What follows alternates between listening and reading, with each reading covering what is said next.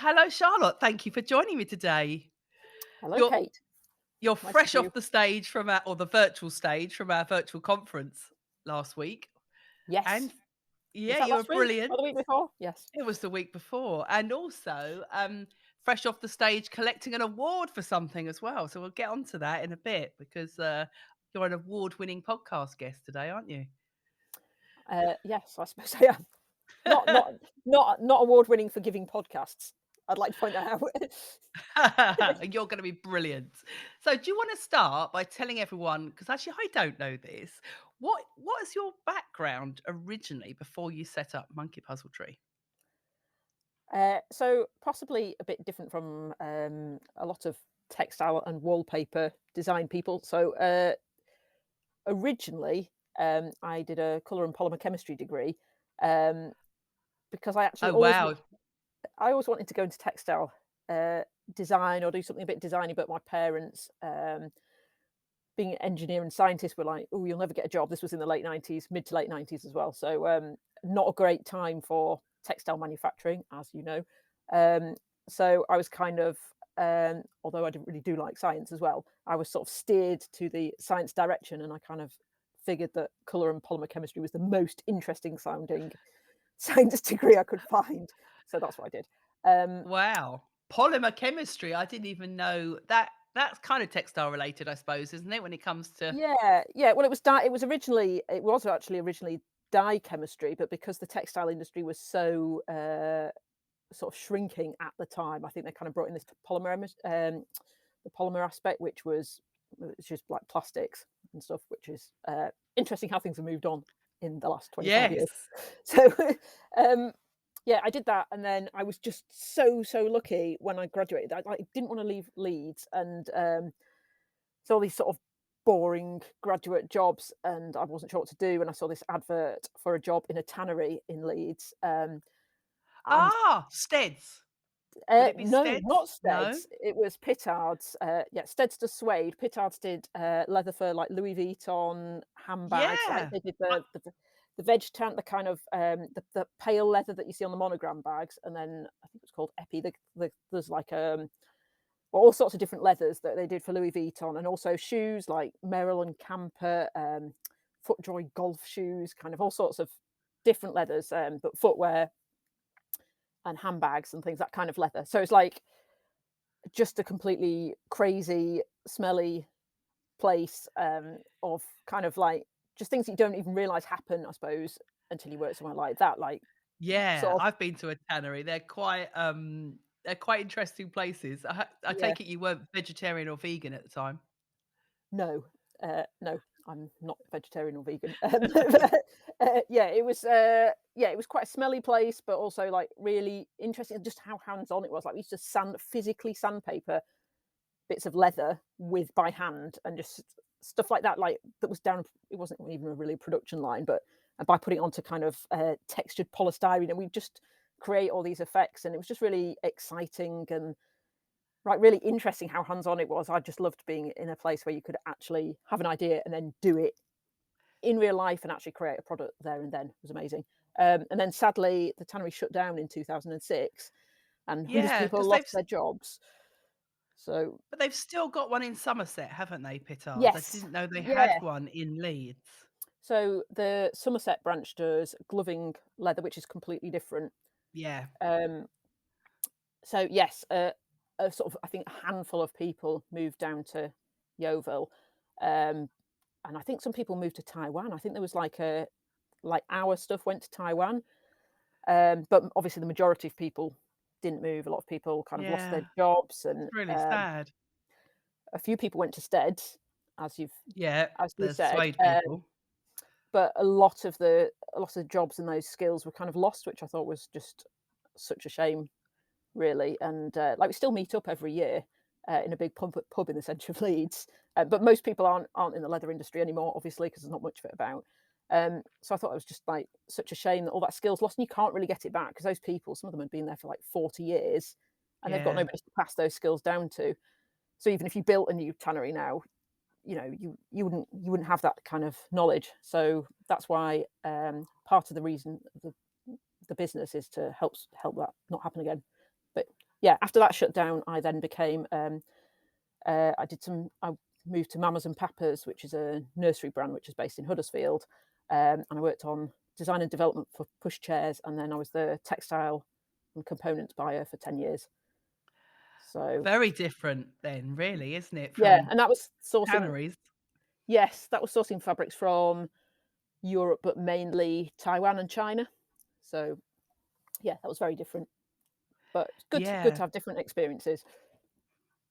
So back to your petards, actually. Sadly, I think Marks& and Spencers were quite a big Yeah, orchestrator of what happened because I was on the leather department of M&S up to 2004, and petards were still quite a big supplier to M&S, and I think that was probably being pushed by the M&S buying team to get better margins that they had to then shift their tannery to Taiwan, which again is one of the reasons I do what I do now, because that's really sad to think that yeah, that industry was totally lost, like, in Leeds.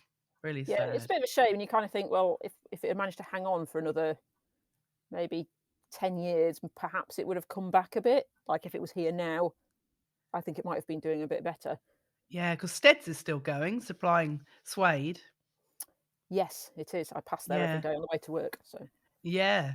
So you were at Mama's and Papa's for 10 years, and then how did you end up then setting up your own business? Did you get the itch to leave and do something more creative yourself? yeah, well, I always wanted to do something more creative, but, well, the truth of the matter is that I got made redundant. Um, so, yeah, I didn't leave my reasonably well-paying job to do this, entirely by choice because I think that maybe would have been I'm not that would have been a bit too risky, I would have thought at the time, but, yeah, I got made redundant, so I suppose that's a bit of a for a lot of people, that's kind of a bit of a time for change, isn't it? Yeah, And I had been thinking for a happens for a while, like, reason. yeah, well, yeah, I'm not really learning anything new. It'd be nice to do something new, but also because I didn't want to move from Yorkshire, your options are actually quite restricted. Like Yeah. obviously, if I moved to London, there'd be a lot more opportunity down there, but there's actually not that much choices. Like a kind of a few industries, everyone kind of circulates around in this area. So I was kind of umming and ahhing, and then my friend Sarah Thornton, who's an artist, was sort of saying, "Oh, I've got all this art, and I'd love to put it on fabrics, but I don't know how to do it." And I was like, "Well, yeah, I could do it, but it's not really a job, is it?" And it was her idea that she was like, "Well, why don't you just do it and you sort it out, and then you could just pay me a royalty?" And I was like, "Oh, yeah, that's quite a good idea." So that's how it came about. So do you want to tell everyone then what it is that Monkey Puzzle Tree does and how you involve the artists in your business? Yeah, so we collaborate with different artists and to make fabrics and wallpapers, which are kind of really quite unique as well in their kind of construction, not just their design. And we pay 20% royalty back to help support them, and we make everything within 100 miles of our Leeds studio. So how many artists have you got that you currently work with? Yes, we've got around 7 people. We've just taken on another couple for the next over the next couple of years, but it's quite a long process doing the design. We put loads of sort of energy and effort into doing something that's really new and innovative. So we haven't got a very high turnover of new designs. So how do you go about selecting the artists then? And you say you pay them a commission. So once you do that, do you own their design? Do you work on the design with them then? Yeah, so I work on the design with them, and it's quite an in-depth process. And I do, depending on what it is, sometimes I do more or less of the design work. Like most of the most of the artists that we work with haven't done pattern repeats before, or certainly not sort of large scale textiles and that kind of thing. So um, we work on the design together, and then and also deciding what it's going to be, like the real cork wallpaper for Drew Millward's Hit the North. Like deciding to put it on cork and what it's going to be. So it's sort of more than just a print on a substrate, if you like. Yeah. Yeah, sorry, what was the start of that question? Was The how do start I of the choose question the was artists? yes, yeah. So Yeah. how do you choose the artists that you work with? So that started off with obviously Sarah, who was a friend of mine, and Joel, who I also knew, and then I had Alexis Snell was. I think my friend was following her on Instagram. So there was that kind of initial core of artists, and then I realised that they were all quite local just by fluke at that point, and then I thought, well, if I'm going to make this into a thing, and how am I going to go about choosing people in the future, that it would be good to actually just select people from the local region, because you've Brilliant. you've sort of got to set some parameters somewhere, because obviously I can't work with thousands of people. How do you kind of cut that down a bit? Um, so I decided that I would just work with local artists, which made it a bit easier to select people. So then we worked with Alexis Drew, Sarah Jane Palmer. So that was going really well. And then I was thinking, well, if I'm going to represent the north of England and this, or kind of Yorkshire area, I need to look at kind of how ethnically diverse the artists are, because actually at the moment they're just kind of people I know, and people I know of people I know, within sort of my social circle. So I made a real effort, was it a couple of years ago probably now, to sort of look further afield and get the word out there. So we've taken on Josephine McYeba and Simon Cow. So, which was really great, because I'd actually put this call out for new artists, and all the work I got was really boring and really samey. And I think there was like 6 people gave me lemur drawings. I was like, I really don't want to do any lemurs. Uh, my son really likes lemurs, but that's not a reason to do what I want. Something like, part of the point of the business is to do something that's not trend related Yeah. and is really different from what else is on the market. So one of the things I look at is I want someone who's kind of almost had the same style for ages. Like a lot of the artists we work with, they've been doing the same thing for maybe 20 years. So then you kind of know it's not like a flash in the pan trend. Yeah. It's a real, like, their Signature artwork look that for sort them. of, yeah, represents them. So actually, by kind of putting more effort into trying to find people from different backgrounds, that massively paid off, and I got some really interesting work that I think, had I not done that, I wouldn't have found. And like, Josephine's only 3 miles away, but in all that time I'd never come across her. So it just shows that sometimes you've got to try and put real effort into reaching outside of your sort of circle of people that you normally come into contact with. Yeah. So when it came to working with your suppliers and finding the suppliers that would produce the products, how did you go about doing that? Well, I think while I was at Mamas and Papas, somebody from Standfast and Barracks visited me and showed me this velvet that I just thought was absolutely amazing, but at the same time, there's no way I could use it. At I'm sure you've Mamas had and that. Papas, Yeah, I'm yeah. sure you've had that experience before, where you're sat there going, "Yes, that's amazing," but yeah, it's not gonna happen here. Um, so I think that was always kind of lurking in the back of my mind. So that was one of the, in fact, that was the first fabric I did, was that velvet, and then after that, um, kind of got more confident. And I suppose Standfast and Barracks are owned by the same company, I think, as the wallpaper company Anstey Ah, yes, that I that think I they use. are. So that Yeah. that linked to them, and then obviously once you get slightly better known, people start approaching you with different offers. So recently I've been working with Stead McAlpin on the Yeah. last 2 fabrics. So are they digitally printed or screen printed, your fabrics and wallpapers? They're all different. So we've got um, everything like, the one that you can see in the background, Metamorphosis. That's a flatbed screen print that Stead McAlpin did, which was like just a monumental effort. It was like four. They just had to put so much work into it. I'm really grateful for them. They had to put, so it was 4 screens, but Kirsty, the artist, she does like this marbling. She does like a random marbling effect, and then I think it's called pareidolia, where she sees like different faces and tendrils and things and picks them out of the marbling.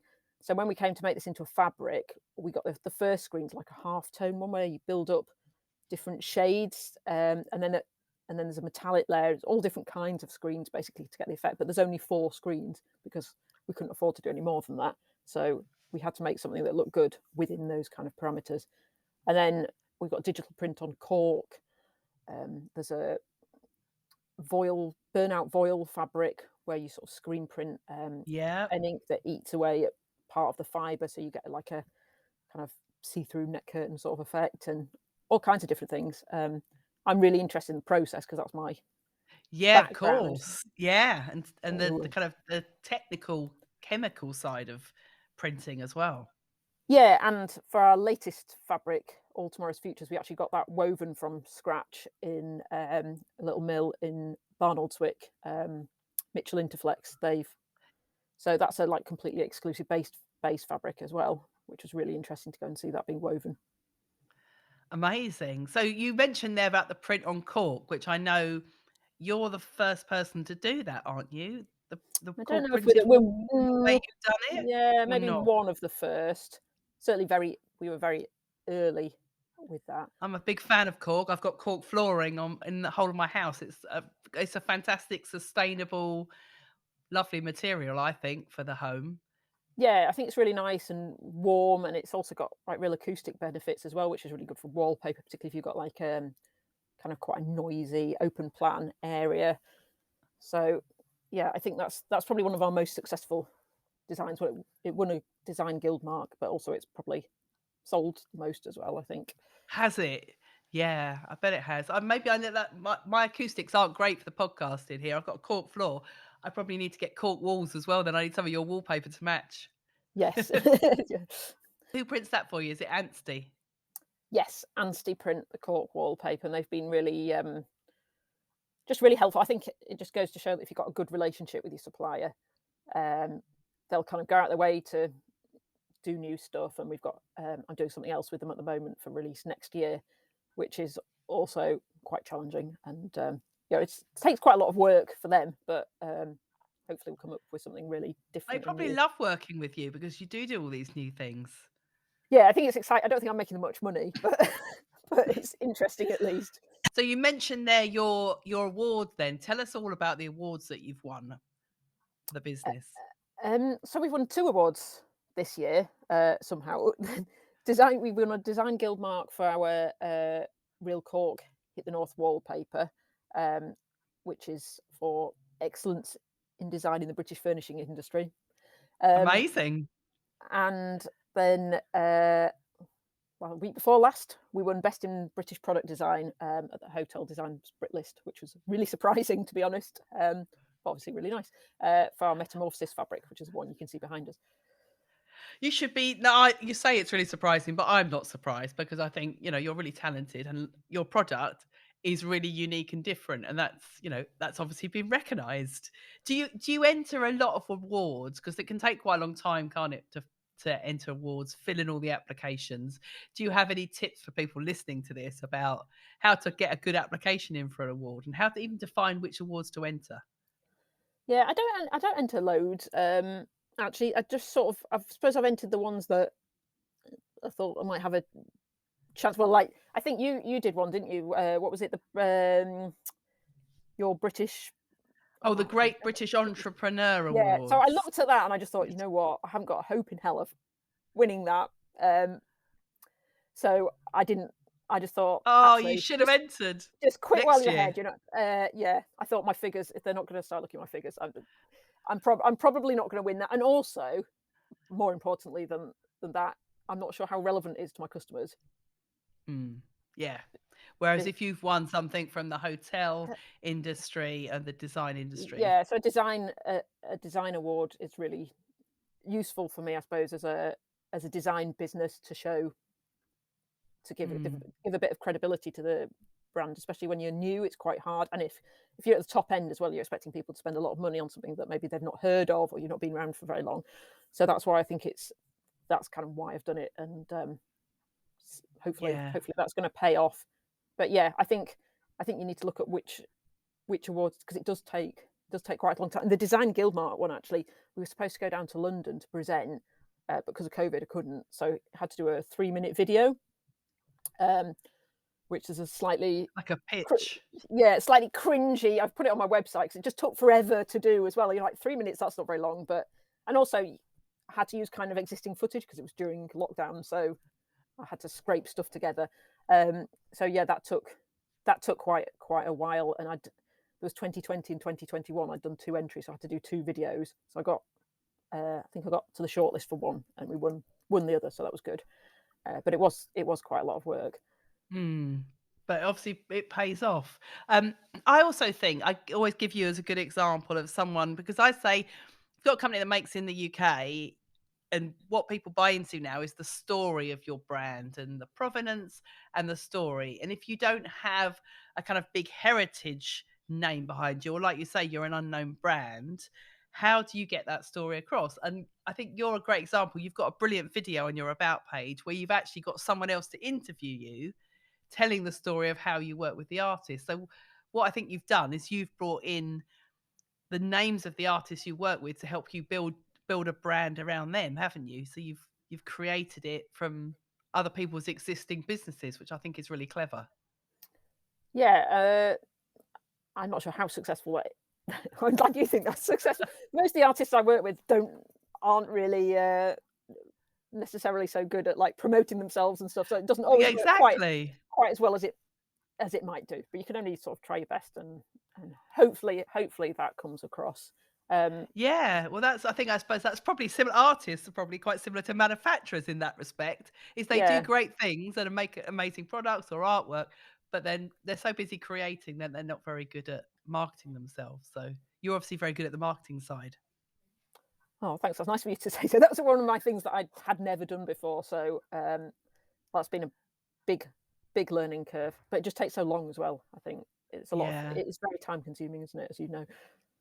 So do you wholesale? What are your routes to market aside from your own website? How else do you get your name out there and your products out there? So, mainly, through, I suppose, interior designers are my main customer, so I try and find those through, trade fairs. So I've just done Decorex, which is the luxury interiors fair in London, and I also do Clerkenwell Design Week, and I think I'm gonna do Surface Design Show in February. Most of my customers are obviously, I'm in Leeds, but most of my customers, I think, are London and kind of in the southeast probably, so I think a lot of similar brands who are based in London maybe, like, bump into or have a lot of local connections, which I don't have. So I think it's quite important for me to do trade fairs. Yeah, yeah. And then what, at the trade fairs, you then meet the interior designers who then specify your work for Yes. things like hotels. Yeah, although that's quite a long I have to say that is quite a long, route to market, you know? It takes me a really Yeah. long time, sometimes 3 years before somebody makes a purchase. Really? Because it takes that long for the interior designer to then put it forward on some sort of Yeah, I suppose you've gotta wait for presentation. the right project. They've gotta trust you, then you've gotta wait for the right project to come up, and then they might suggest you for a couple of different projects, but maybe only one goes through, and then it might be like a really long like some sort of new build thing, so you've gotta wait Yeah, for it to so, yeah, it's just like, I suppose compared to, like, being in fashion or something, it's a super, super long, yeah. wait for making sales. Yeah, so do you make to order in that case if it's something like a new hotel, or do you hold stock of So everything?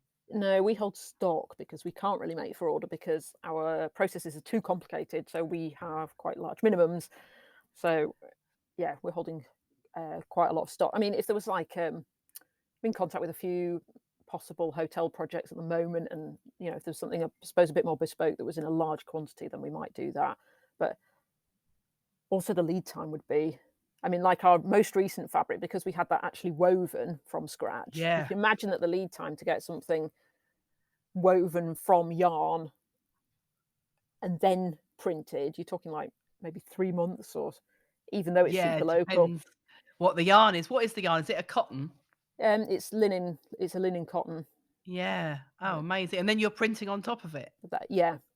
Ah, right, yeah. Yeah, quite a few processes there if you are doing it in the UK. Yeah, so even though, you know, I could, like, drive there in an hour or something, actually I mean, factories do have long lead times as well sometimes, don't they, as well? You know, they've got other work to plan in, so you can't just click your fingers and Yeah. expect it to be done, and it's not and I've sort of done that deliberately because I think it's quite tricky if you're fashion brand, interiors brand. Obviously, you're up against a lot of people like John Lewis and lots of other brands. You've gotta do something that's in order for me to I'm not gonna be able to buy at the same price that John Lewis are because I don't buy those quantities, so in order for me to be able to command my prices, I've got to do something that's really different from what everybody else is doing, and I think sort of in a way make it more difficult, so it's harder to copy. Yeah. Yeah. So in some ways that's deliberate because you know I know that it's going to be even if somebody tries to sort of rip off one of our designs, actually it's going to be quite challenging. It's going to cost them quite a lot of money, so they might just not bother. Yeah. Have you had any trouble with anyone copying Yeah, any of I've your had a designs? few. I've sort of not really done it. There's been a few very similar copies of our earlier designs, and I'm sure more will come out. So really, that's why the direction that I'm going in is trying to make it more difficult for people to Yeah. do copies, because that's just, Yeah. well, a problem, isn't it, in the industry? And like, I knew that when I started, so it's not a shock.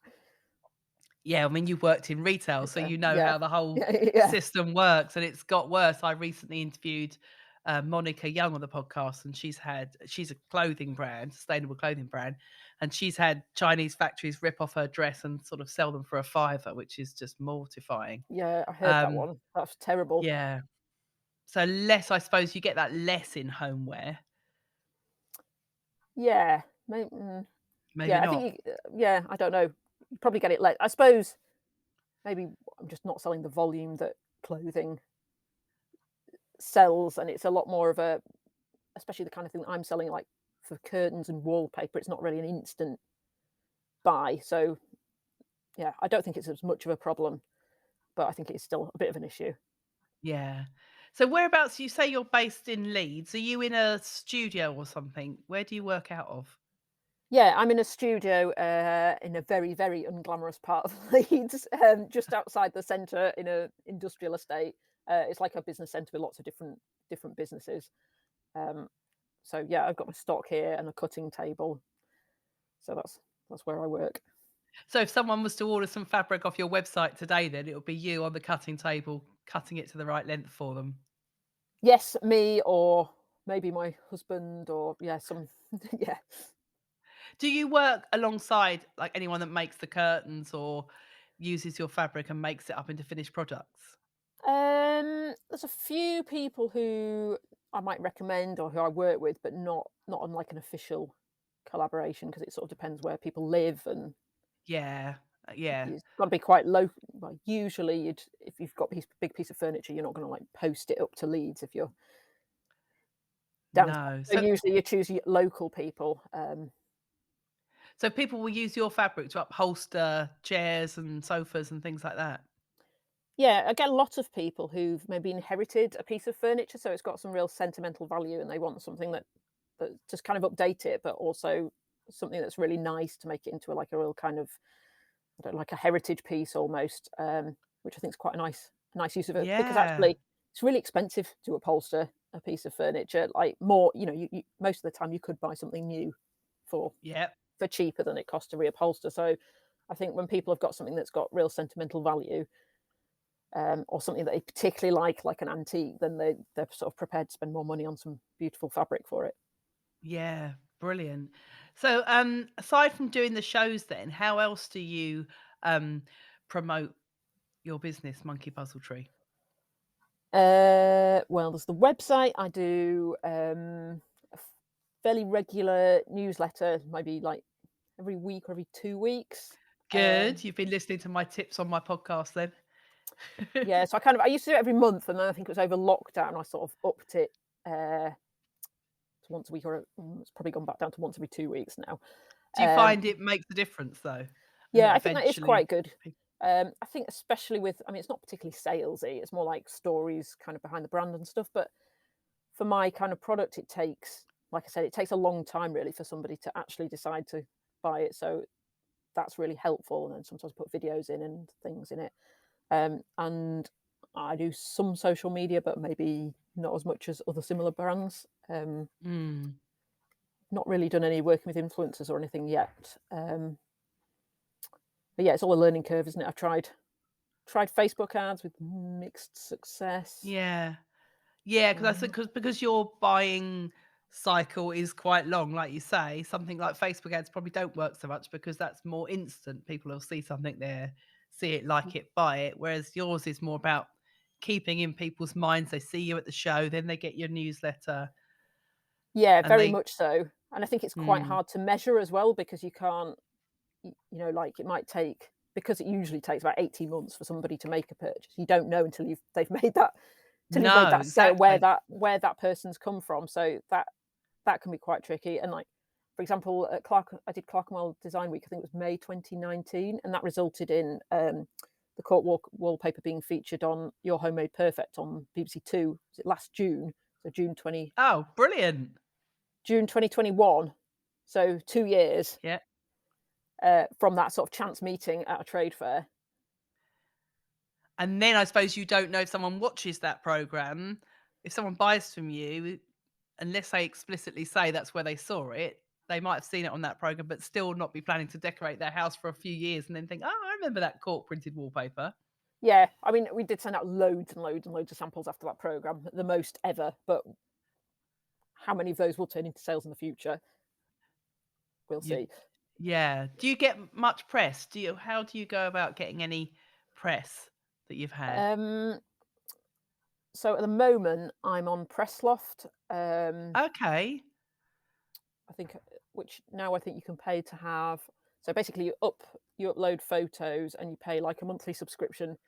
Now they've done it so you can just pay for like how many photos you want. I think I've got 30 that are live, and then journalists you kind of tag the photos, and journalists can decide search by tag. So they might search I don't know, like a recent trend, like cottage core or something. So, and if your photo comes up, then they might use you in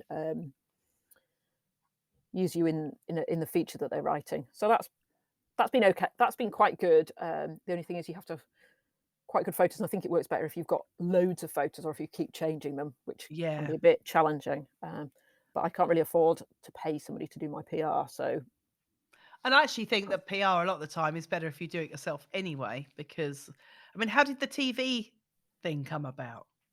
so that was meeting Laura, the architect at Clerkenwell Design Week. Oh, of course, yeah, you said, okay, and then she did the TV show. Yeah, Yeah.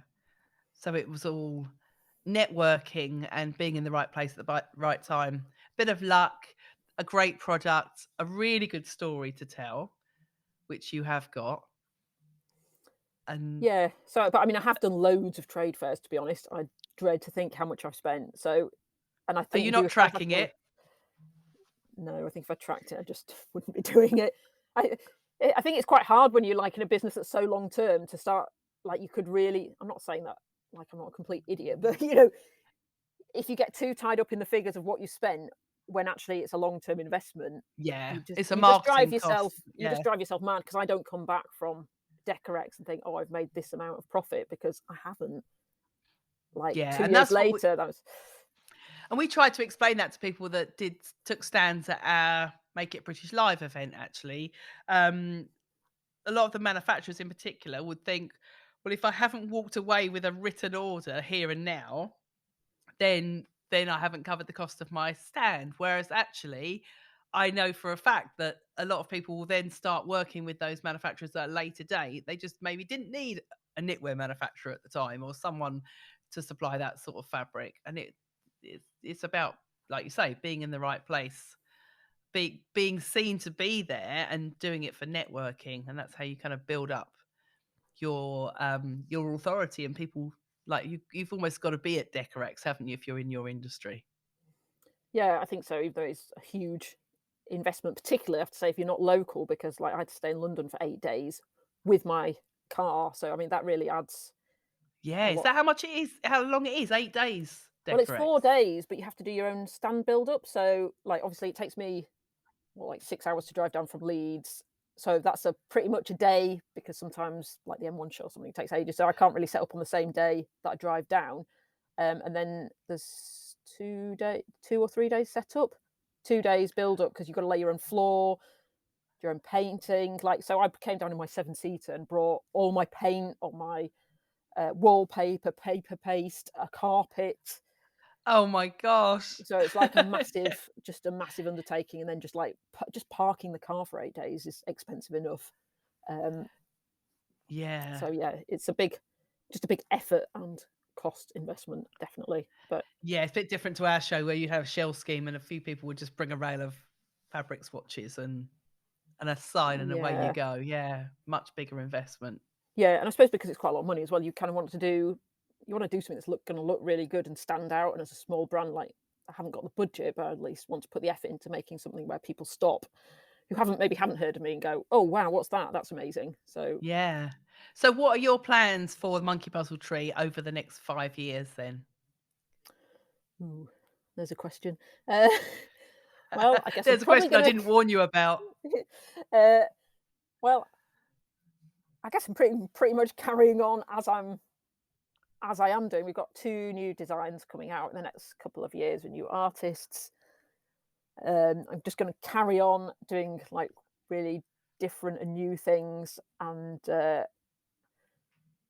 yeah, and hopefully well, I'd like to think that I'll be able to sort of really start paying the artist, like, a good wage. Like, the original idea is that I'd be able to pay the artist a sort of very small monthly wage so that that kind of helps support them for their other stuff that they're doing, um, and kind of takes a bit of a money worry away. So that would be nice, and to carry on supporting the manufacturers. What I've just done in the last month or so is I've nearly finished it, but I'm updating my website so that it actually gives on my website the names of every single manufacturer that I use under each product. Oh, yes, I remember you saying that. Yeah, you're gonna do a kind of a map of where they're all because you said they're within a 100-mile radius of Yeah, well, Leeds. I haven't done a map, but I've listed it. So, like with a cushion, you've got obviously the where the fabric's woven, where it's printed, where the cushion's made, where the labels come from. So, Yeah, yeah, in a kind of spirit of transparency and also promoting brilliant. manufacturers. I was in a bit of a dilemma. In fact, I think it was you that put the idea into my head, Kate. But I was in a bit of a dilemma for a while because a few people had sort of asked me, like, "Oh, where do you get your cork wallpaper made?" And I was like, I don't know if I want to answer that question because are you just going to Yeah, go and make cork wallpaper? But now I just think, well, it's but I maybe the think it's good. advantages outweigh the disadvantages, and it's better to be transparent. And I know that's a quite a big movement in fashion, isn't it? That Yeah. sort of transparency and showing that where each bit's made is a good thing. Um, Yeah, and also you've got a great relationship with those suppliers. So if people do turn up there and because they're going to find out where it is anyway at some point. So if yeah, you've been transparent, everyone knows that, Charlotte gets her court wallpaper printed here, and you've supported them by doing that, then they're not likely to suddenly oust you out in favor of a newbie that comes along. well, yeah, I hope so. And I mean, they have been really supportive as well. So like they have to put loads of effort into me because I'm always asking for the most awkward possible things. So And they can't pull the wool over your eyes and say that's not possible because you're like, well, I've got a degree in polymer science and I know you can do it. yeah, well, I'm not sure the degree really has any impact on that, but I know that when I did work in a tannery, it was always like kind of down to the person on the shop floor. Like the salespeople come to us and go, "Can you do this?" And depending on who you ask, they'd be like, "Oh, no chance," or like, "Well, yeah, maybe." You know, I kind of think sometimes there's always a way around. It just depends how much effort you want to put in. Yeah, and and it's also it's finding the right manufacturer who is willing to do that for you and partner with you and can see the long-term value in doing it. Yeah, Um, and I think there's more UK manufacturers now that are willing to do something a bit different. I think gone are the days where there's the old guys that are like, "No, I'm not gonna do that, love. You can't do that anymore." I think there's yeah. a Well, I lot think that more that are was more flexible. yeah. I have to say, I think that has historically been a bit of a fault of manufacturing, and even when I used to work at Mamas and Papas, like some of the sort of Italian, I'd used to go to sort of Italian jacquard mills, and I used to think, oh, you're actually quite like a bit arrogant with it, and actually some of the mills in China and Taiwan are fantastic, and some of those companies that I work with were really amazing and such nice people, and you'd kind of think, well, you can't just say, oh, we're Italian, therefore we're great. You actually have to Yeah, be great, and I think that applies to British manufacturing as well. It's not good enough yeah. just to be British. You have actually got to be really good or offer something different as well, like sort of going the extra mile to do new techniques and things. Yeah, that's spot on, Charlotte. Yeah, you're totally right. And yeah, when I was in the leather industry and we used to go to that Linear Pele leather show, did you ever go to that? Oh Yeah, a my few God. times. Yeah, that was painful. I know what you mean about that certain attitude of we're Italian and our leather is the best. But at the same time, I think the Brits are the opposite sometimes. It's not having that, oh, our product is the best. So, but yeah, it's like you say, it can't just be about the fact that it's British or it's made here. It's got to have that extra angle to it, that extra story, which you've got at the Monkey Puzzle, definitely. And how did the name come about? Um, well, when I was born, my parents planted a monkey puzzle tree because my mum was quite into plants, and it sort of grew with me. And there's all these really embarrassing photos of me in fancy dress as a kid, having photos taken next to this monkey puzzle tree that was tiny, like when I was 6. And then it just got really big and had a huge growth spurt. And then the year that I got married, it had cones for the first time. And then the year that I had kids, it actually had baby monkey puzzle trees started No growing in the way. soil just randomly in that year. In fact, I didn't even realise that. I think it was my dad did it in his in my wedding, father of the bride wedding speech, mentioned it. And I was like, I didn't even know that. So I thought that was quite cool. But then the tree got so big, it was going to have to be cut down because it was like encroaching on the house, which was really really sad. So that's why I sort of decided to name the business after it. And Ah, also, I think the tree itself is quite an unusual, odd, quirky looking tree, but also it's been around since like dinosaur times. Like it's been around forever, and it's actually really kind of quite a resilient tree. So although it's sort of different and quite exotic looking, it's really resilient. And actually, there's loads of them in Leeds, planted in like traffic islands and random places. I love them. I think they're the most beautiful tree, definitely. So the one at your parents' house, then they've trimmed it down, but it's still there, yeah. No, no, it's been cut down. Oh gosh, what? Totally gone? Yeah, it's totally well, it's actually in bits in my mum's garage because she wants to get a Oh chair made no, out of it or something. But yeah, it had that's to a be. really sad ending to the story. Well, that's why I call the business that. So I was like, well, it's not gone, it's sort of living on. But yeah, Yeah. my mum never realised how huge it was going to grow. Well, I'm 42, so it's 42, but it was cut down a couple of years ago. It was absolutely massive, and it was kind of the branches were sort of climbing into my parents into the window, so they had to do something about it, which was sad. But the babies still exist. Oh, brilliant. Oh, there So is a yeah, happy ending then. yeah, there is a happy Oh, ending. oh, Charlotte, you've been such a wonderful guest. I love that story to end on as well. Thank you very much for joining me on the Make It British podcast. Just before we go, tell everyone where they can find and see your beautiful products. Thank you. So the website is themonkeypuzzletree.com. And we're on Instagram at _monkeypuzzletree. Thanks very much Brilliant. for having me. It's a pleasure. Oh, take care. Thank you. Thanks so much. Bye. Bye.